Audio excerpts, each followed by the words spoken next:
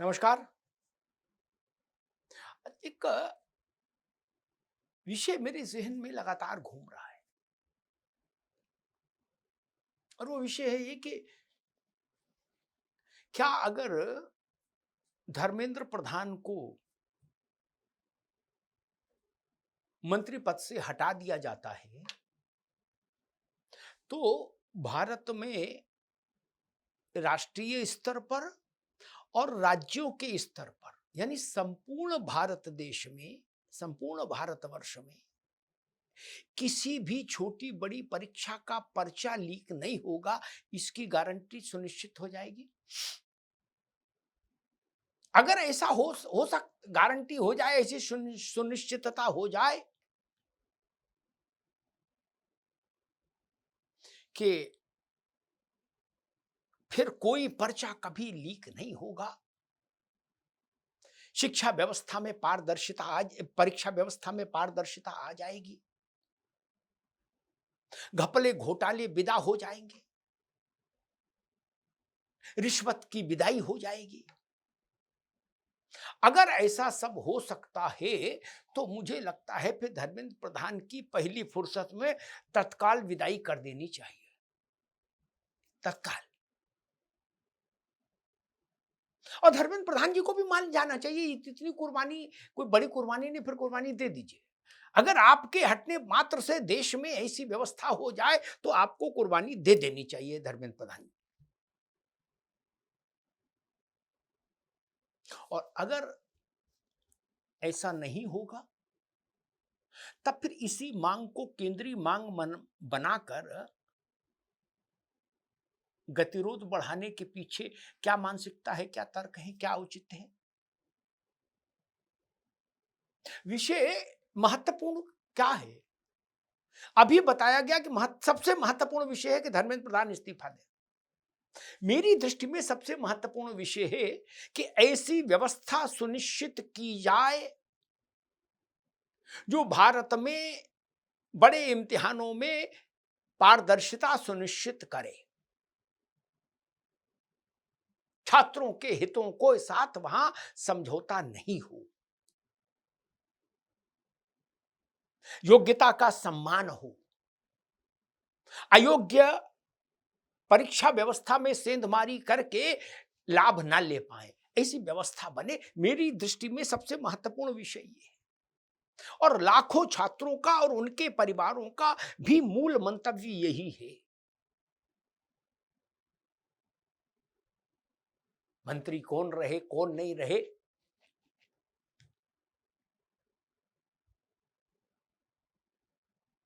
मतलब एक उदाहरण देता हूं आपको। भारत के इतिहास में, स्वतंत्र भारत के इतिहास में अब तक 3 रेल मंत्रियों ने रेल दुर्घटनाओं के, बड़ी रेल दुर्घटनाओं के अवसर पर नैतिकता के आधार पर त्यागपत्र दिया भारत के इतिहास में। एक तो लाल बहादुर शास्त्री जी, सबसे पहले बार जब वो रेल मंत्री थे तो एक बड़ी रेल दुर्घटना हुई, उसकी नैतिकता के आधार पर उन्होंने त्यागपत्र दिया। दूसरे माधवराव सिंधिया, नरसिंह राव के समय में वो रेल मंत्री थे, एक बड़ी रेल दुर्घटना हुई, उन्होंने इस्तीफा दिया नैतिकता के आधार पर। और तीसरे नीतीश कुमार जी, जिन्होंने 1999 में एक रेल दुर्घटना होने पर रेल मंत्री के पद से इस्तीफा दिया था नैतिकता के आधार पर। उसके अलावा किसी ने नैतिकता के आधार पर रेल मंत्री ने इस्तीफा नहीं दिया। और भारत में केंद्रीय स्तर पर नैतिकता के आधार पर अंतिम इस्तीफा चौथाई शताब्दी पहले हुआ था।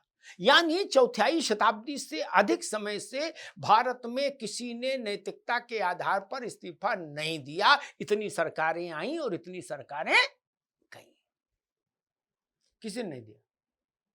आखिरी इस्तीफा नैतिकता के आधार पर 1999 में नीतीश कुमार का था, उसके बाद किसी ने नहीं दिया।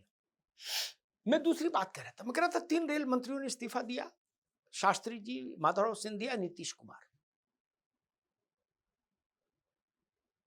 इन 3 मंत्रियों की कुर्बानी के बाद, इन 3 मंत्रियों के त्याग के बाद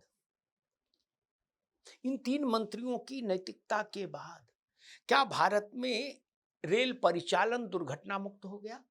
नहीं ना। क्या रेल की सारी समस्याएं समाप्त हो गई? नहीं। क्या सारी रेलें टाइम से चलने लगी? नहीं। क्या रेलें सर्दी के समय कोहरे की समस्या से मुक्त हो गई? नहीं। क्या भीड़ के अनुपात में रेलों की उपलब्धता हो गई भारत में? नहीं। सच्चाई तो यही है। अभी भी समस्याएं हैं, बड़ी समस्याएं हैं। इस सब को भी दिमाग में रखिए। मूल विषय को समझना होगा। रेलवे में मंत्री वैष्णव रहे, नीतीश कुमार रहे, माधवराव रहे, कोई रहे, रेलवे की व्यवस्था सुचारू होनी चाहिए। मूल विषय भारत के लिए ये है। मंत्री कौन है ये मूल विषय कभी नहीं हो सकता। प्रधानमंत्री कौन है ये मूल विषय है, लेकिन मंत्री कौन है ये मूल विषय नहीं है मेरी दृष्टि से। मूल विषय है राष्ट्र के लिए व्यवस्था, व्यवस्था और व्यवस्था। भारत की शिक्षा परीक्षा और शिक्षा प्रणाली विश्वसनीय होनी चाहिए।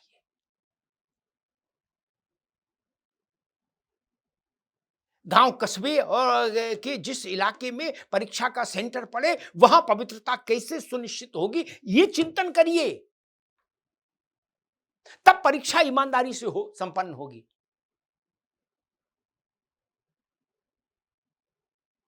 परीक्षाओं को तकनीक ने भी दुरूह किया है। जितना विज्ञान उन्नत होता जा रहा है उतना परीक्षाएं संकट में फंसती जा रही हैं। उसका तोड़ क्या है, उसे कैसे निपटा जाए, ये कैसे सुनिश्चित हो कि केवल योग्य अभ्यर्थी ही परीक्षा को उत्तीर्ण करे, अयोग्यों को छलनी लगा के छांटा जाए। इस पर चिंतन होना चाहिए, इस पर चिंता होनी चाहिए, इस पर पीड़ा होनी चाहिए, इस पर प्रयास होना चाहिए। जंतर मंतर से भी ये आवाज नहीं आ रही, ना इधर वाले ना उधर वाले, इस पर कोई चिंतित दिख नहीं रहा मुझको, जबकि चिंता यही होनी चाहिए, इसी बिंदु पर होनी चाहिए। और केवल नीट का मसला नहीं, कल मैं देख रहा था राजस्थान में कांग्रेस के नेता गहलोत जी और उनके पूर्व के मंत्रिमंडलीय सहयोगी इसी पेपर लीक के मामले में राहुल जी के आह्वान पर निकाल रहे थे एक प्रदर्शन। क्या ये सच नहीं कि राजस्थान में पेपर लीक का एक काला इतिहास और अध्याय रहा है गहलोत जी के समय में? ये सच नहीं क्या? सच है ना। वो भी कह रहे थे कि पेपर लीक के खिलाफ प्रदर्शन करें। हमारी नैतिकता कहां है? हम पिक एंड चूज पर अटके हुए हैं, भटक रहे हैं, अटके हैं, लटके हैं। हम मुंह देखकर थप्पड़ मारते हैं और या टीका लगाते हैं।